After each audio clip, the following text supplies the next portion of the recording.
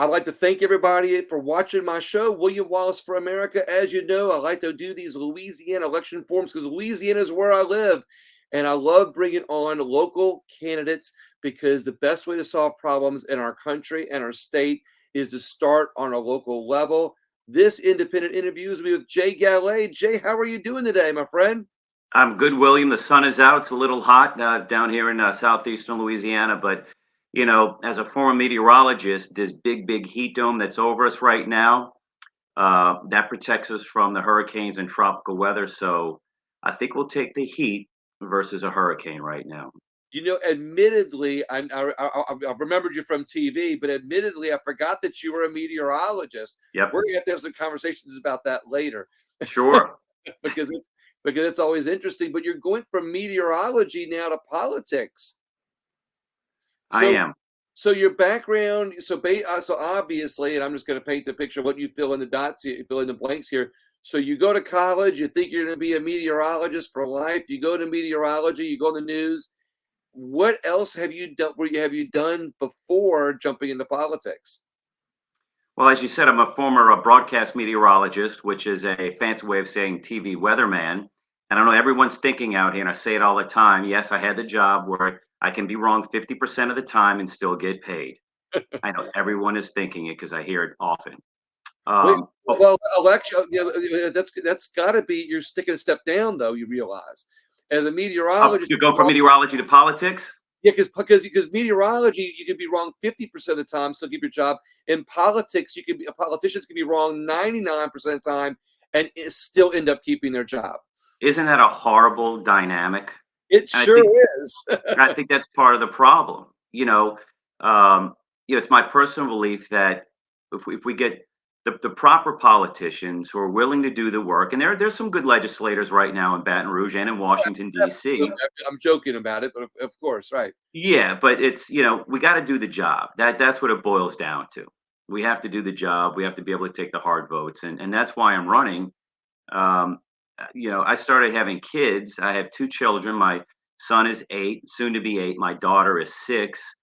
They're in the second grade in kindergarten. And when I had children, I lived a full life. I'm an older parent, and when I had my kids, it's the world literally changed for me. And when I look across the landscape, the political landscape, and I see what's going on, we need a course correction. We all know we need a course correction on the federal level, but we also need a course correction here in the state of Louisiana. We have too many natural resources. We have too many assets for us to be in the position we're in right now. And so when people ask me, why are you running? I'm running for my two kids.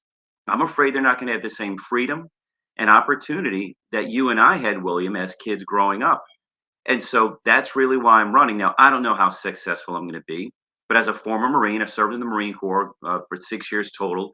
I was a full-time Marine and then reserves. I wasn't an infantry Marine. I was in the air wing. But And if you did that before you became a meteorologist? I did that. I had a fantastic year at LSU, and I did so well. The dean, or the dean, sent me a letter, said, "Mr. Galle, I think you need to reassess your academic commitments." So, feeling kind of down on myself for performing so poorly my first year of college, I decided to join the military. The military had always been a presence in my life. My dad was in the Navy. He was a radar man on a sub hunter. So I've always known about the military and had deep and great respect for it. So Right. again, as a self-imposed punishment for not doing better in school, I joined the Marine Corps. So, well, I'm going to do something productive. I'm going to do something to give back. I felt my generation in this country was blessed to enjoy the freedoms that we have. So I joined, and that's why I served. So I did that. Eventually, got out of the Marine Corps, went to school at Loyola, and then went back to school for meteorology and did meteorology for a total of probably 13 years. My first job was in California, forecasting the weather on the Central Coast, and I came back to Channel 6 here in the New Orleans market, the NBC affiliate, WDSU. How many years in the Marines again? It was 6 total. Okay.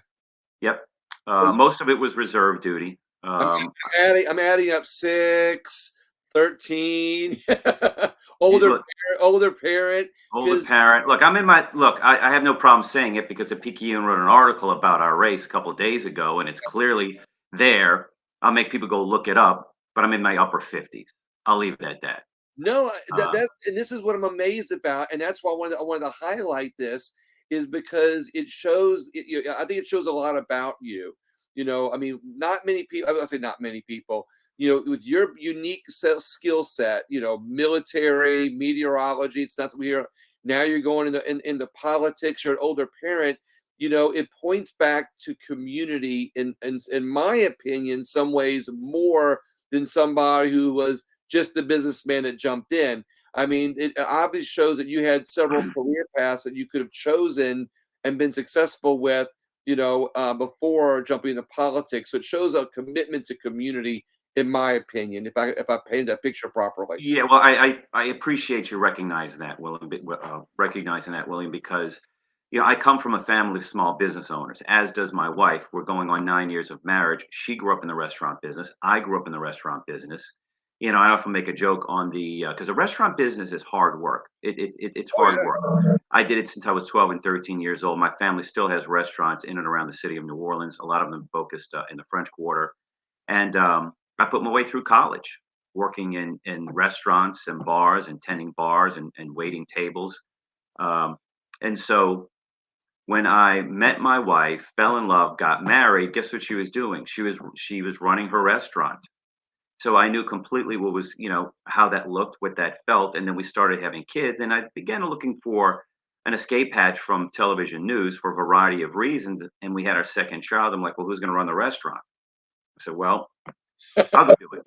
And so I felt like Al Pacino in Godfather 3. Just when I thought I was out, they pulled me back in. Heck yeah. So here I am, GM at my family's at my wife's restaurant, and I'm back to small business ownership, along with my wife, paying bills, having to make payroll, and having to make the important decisions to keep our business afloat, and having to make the hard decisions to stay profitable. And so, yet, I believe this is another layer to what I bring to the table. And all I'm saying is, I've had to pay bills, I've had to make payroll, I've had to make hard decisions on who stays, who goes, marketing campaigns, and things like that. And I think if I'm fortunate enough, and I'm very confident I'll get to Baton Rouge for the next session in 2024, we need a little bit of more of that because the state cannot continue to spend more than it's taking in. And that's where we are right now. We don't have a revenue earning problem. I believe we have a spending problem. We need to curtail some of the spending. Over the last 3 to 5 years, roughly in that time frame, Louisiana government has grown, and the population hasn't kept pace. So as the government grows, we've got to fund those positions. And meanwhile, we've got fewer people contributing to the tax base. In addition to that, we don't have business and industry here to contribute as well. And so if I get elected, Restaurant. that's go ahead. You might have to turn your speaker down a little bit, on my end because it's reverbing back a little bit. How's Um, that? a little bit better, actually, perfect. So it's actually you're explaining a Louisiana problem almost not knowingly from a restaurant perspective. If you had a small restaurant that was able to serve a few people, you have to charge a lot more money for that meal. Same with Right. Louisiana. When you have a smaller tax base, people are paying more. For the government services, so to speak. But you increase that tax base, you bring in more customers, if you will, into Louisiana. You spread that tax base a little bit. But one thing I wanted to point out before we get too far along is that also as a newscaster, you've got communication skills. So you've been in the restaurant service industry serving people, much like politics, and you've Right. been in the communication business industry, much like politics. You need to be able to communicate well. Is that what am I you think I'm saying that the No, right I way? think, look, I've been told that, you know, I feel as though I'm fairly humble, but I've been told that I do have those skills, and you know, I don't necessarily like talking about that, but I've been told I do have the communication skills, which I think would be an asset in Baton Rouge, both working with fellow legislators and then communicating what's going on in Baton Rouge, especially with some of these bills. See, I believe on our side of the aisle, And I'm a constitutional conservative, and I think we need some more of that in Baton Rouge and just across uh, government and politics as a whole. But I So what think do we have a messaging problem where the voters oftentimes don't know what's going on. They don't know the bills that are being passed. They don't know the bills that are being forward. Some of the good bills die, some of the bad bills get through. And to me, in my opinion, that's a messaging issue. We have to do a better job in getting the facts and information out. And if and when elected, that would be something I will do. I had a candidate forum last night where we were asked, will we commit to holding a town hall every quarter? Absolutely, because right? I think that's important. I believe a more informed voter base, a more informed voter and constituent, that's part of the equation. That will help us guide this state to better territory. Because right now we definitely need a course correction. It's almost like, campaign mode constantly. Right now you're in campaign mode. You're getting information out there about yourself to give people the chance to vote for you or give them the information that they need to make the choice to vote for you. It's almost like, well, I wish a lot of politicians would spend more time campaigning their whole time in office because they're having the town halls or showing up at the meetings, and many do, but don't get me wrong, many of them do, but it's almost like it needs to be even extra after you're in office because, like you made the point, I think our biggest one of the problems with why we have bad legislation is we don't have enough involvement with our community, and some of that falls on the shoulders and responsibility of elected officials. What problems do you see in Louisiana are as being the major problems that are holding Louisiana back that you really think you can do something about when you go to Baton Rouge? Well, we have to do something with our state income tax. When you look at our region from Texas, northward, Arkansas, Tennessee, back around through Georgia, Florida, Alabama, Mississippi, even Arkansas, even, some of these states have no income tax. They have no state income tax. Other states, like Mississippi, is beginning to curtail and decrease their state income tax. Now, that's a competitive edge that they have over us. So, part of the solution, in my opinion, is attracting more business. And I mean good business. I mean well paying jobs that can, again, to your point, William, broaden that tax base, Mhm. bring in more tax revenue. So, we first and foremost, if we can reduce or even eliminate the state income tax, I think that would be a positive. The next chip in that, the next element of that is education. We need a workforce. Excuse me. We need a workforce that can occupy these jobs that theoretically would be created here. And oh yeah, by the way, the more educated a community we have, a society we have, it also reduces crime. Crime Right. often occurs because of limited opportunity, and that's what we have here. So we need to. I think one of the things is, I think state income tax would help. I think we need to look at the corporate income tax, the franchise tax. All of these things need to be tinkered with to bring more business and industry here. I mentioned the assets earlier. We've got the Mississippi River. We have all the ports along the river. I mean, think about it. The mighty Mississippi cuts right through our state. What a Right. blessing. We've got oil and gas. Oil and gas is a component that needs to be implemented for Louisiana's comeback to change to make this course correction. I mean, we've got natural gas sitting under our feet. We've got agriculture. And of course, we can't forget about our culture. People love the city of New Orleans. They love the state of Louisiana. You can see how much back in the day, I can remember when blackened dishes, blackened chicken, blackened seafood, fish, all the rage. And that's because of our culture. So what I'd like to see is perhaps the culture be the lure to get business and industry here, and a more friendly tax and business environment as the hook. Because right now we don't have a friendly business environment, and that's part of the problem. So that needs to be changed. Scott, And when we also, again, back to crime. People are not going to want to come to the city if the cities, Baton Rouge, New Orleans, and it's not just here in the state. high crime is everywhere. We need to take care of our own backyard and do what we can to reduce some of that crime. And I think education is a portion of that. Scott Nowicki said something that was interesting when he was on the show yesterday. He is a transplant to Louisiana. He came to Louisiana because of the culture, the food, the unique history, and what I think that yours is saying, which is a great bounce off of what he was saying too. And what I like, and I want to give you, of course, credit for this, Jay, and maybe you can bring this to other legislators. We tend to focus on the bad of Louisiana. We tend to say the crime is bad in Shreveport, Baton Rouge, and New Orleans, and how bad our economics are. But when you look at certain pockets of Louisiana on the flip side, on the good side, St. Tammany Parish, Jefferson Parish, there's a couple other places around Louisiana, Lafayette Right. Parish. If we show the rest of the country how great these areas are, I believe those are good examples. Those three parishes alone are good examples of what the whole state could offer. So if we can bring people into those areas and say, hey, look, here's what our state really has to offer, and we make those as good examples, it can be infectious and it can spread to other parts of the state. And it's easy because our foundation is here. Our good foundation is here. And I appreciate you brought that up. Our good foundation is here that we can work on and bring that to the rest of the state. And I think that's an important note to make.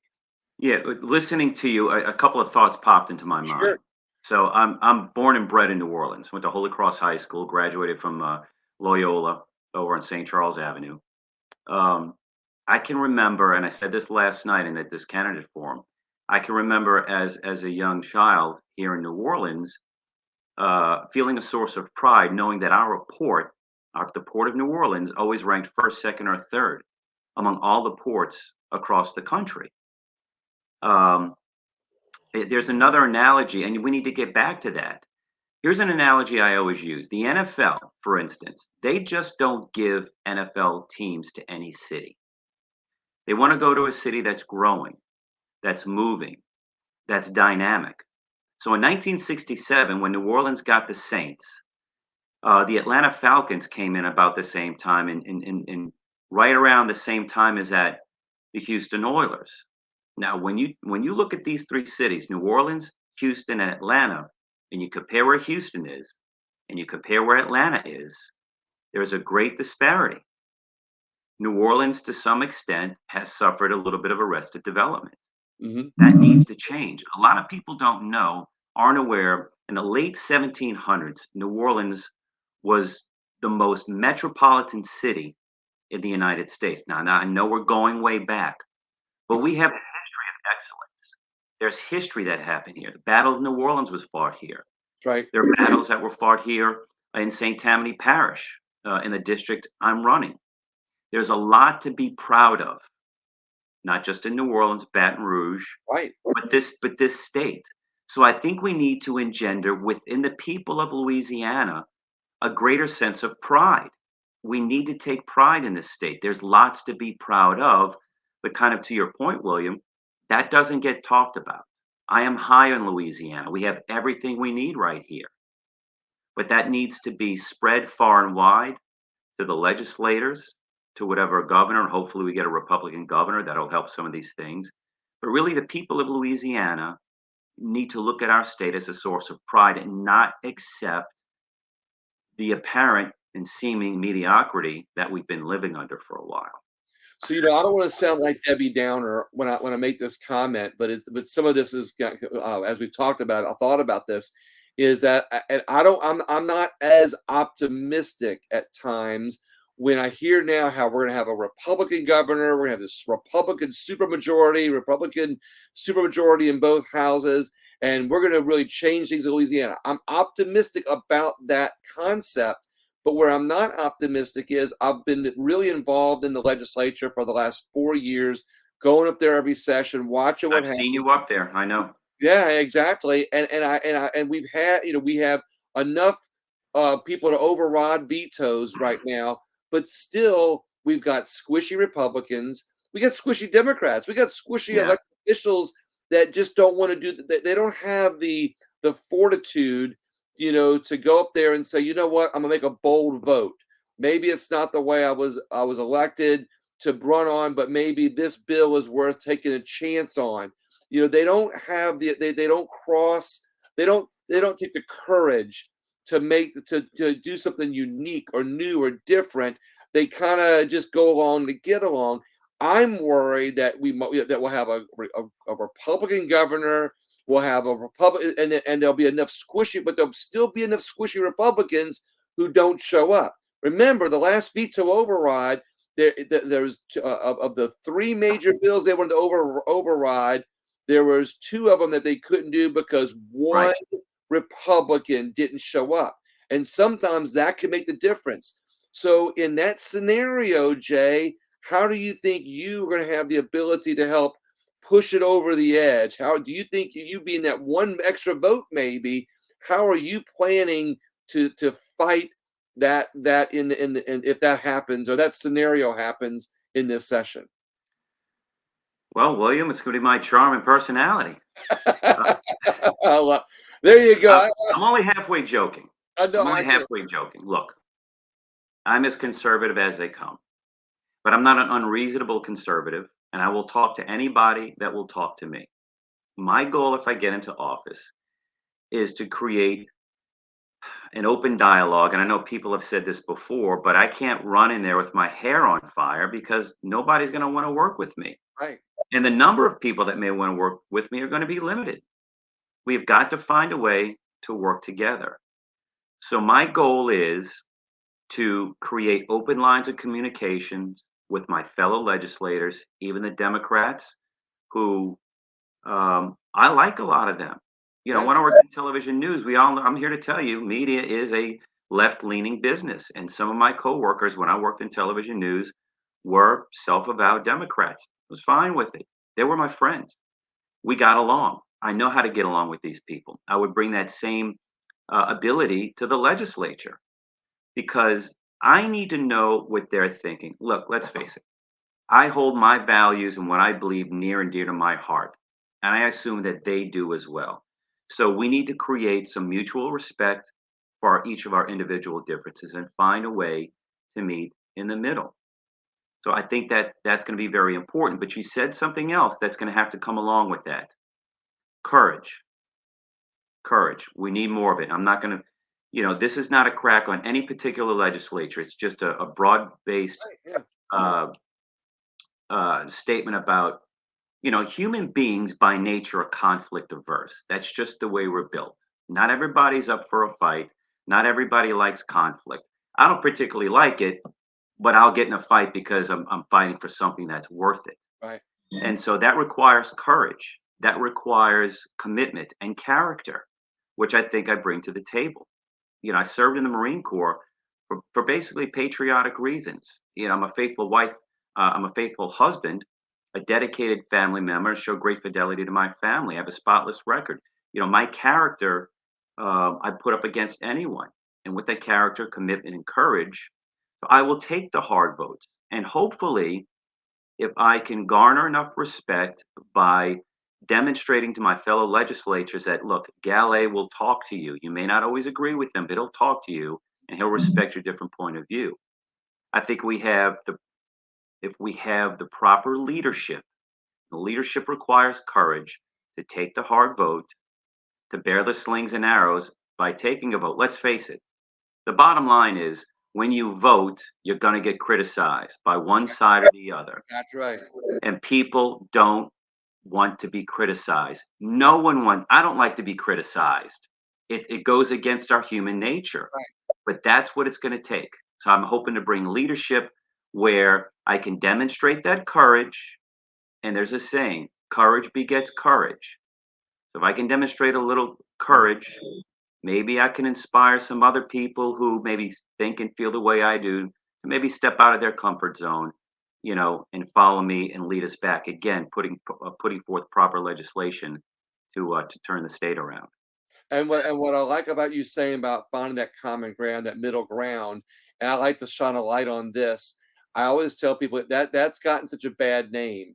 And I don't know that it's the right wing or the left wing that made it a bad name to be able to call people out, but we can find common ground without giving up our beliefs or our own ideologies.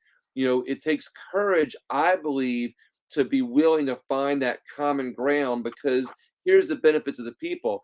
Sometimes when you find common ground with somebody that's on the complete opposite side of the fence with you end up with a smaller bill, smaller legislation, smaller setbacks, smaller amounts of money. The people benefit. Freedom flourishes because instead Exactly. of having a big, huge bill that represents what everybody wants, you get a bill which everybody can come together on, which is Right. less and smaller, and which actually helps financially too. And that takes And courage. yeah, and again, a lot of things I've lived long enough to know that you've got to consider the human condition.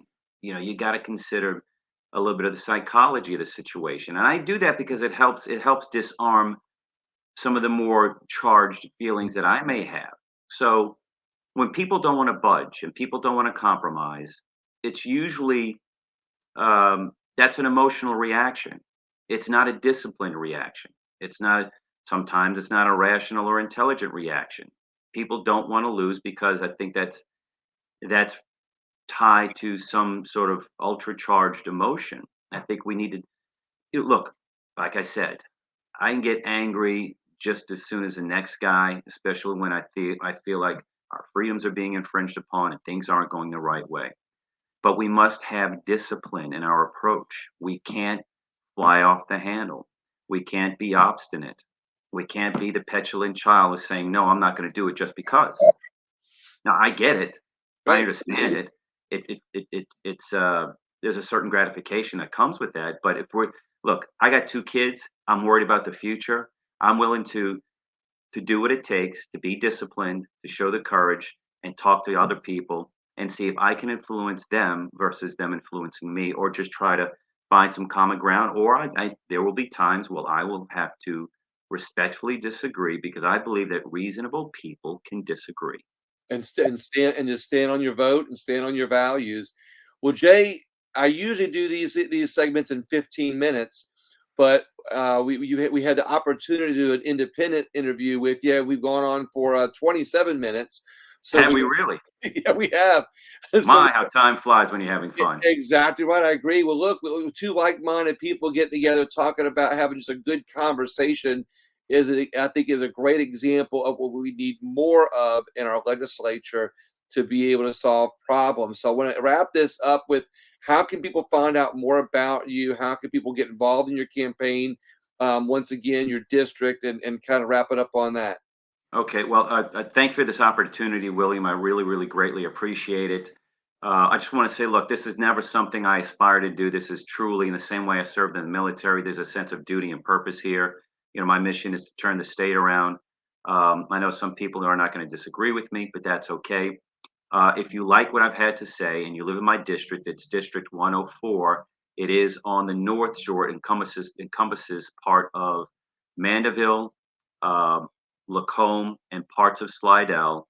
If I am your district, I ask for your support. I hope I've said something that resonated with you. You can find more information on my website at jgalle.com. That's JAYGALLE.com. If you're so inclined to make a contribution to my campaign, I say thank you in advance. You're able to do that as well online. I also have a link to the map if you have a question as to whether or not you're in my district. Again, that's HD 104. It's the same district that the current seat holder is Paul Hollis. He's been termed out, so it's an open seat. And I know Paul does support me. Awesome. So I appreciate that. But again, that's where you can find more information, jgalle.com. And also there, you can find, I think my phone number is on there. My cell phone number is on there. So give me a call if you want to chat some more. Jay, thank you so much. Hold on one second for a minute. Let me close this out, and I'll get back to you 1 second. Everybody else, tune. I'm having these election forums running all the way up until election day, because I want you to get more involved with, not only by knowing who the people that are running are, but what the issues are in our state. The more we know, the more involved we are, the better we get, the closer we get, rather, to not only saving our state, but saving our country. And this show will be on YouTube, Facebook, Rumble, and all podcast apps. Thank you so much.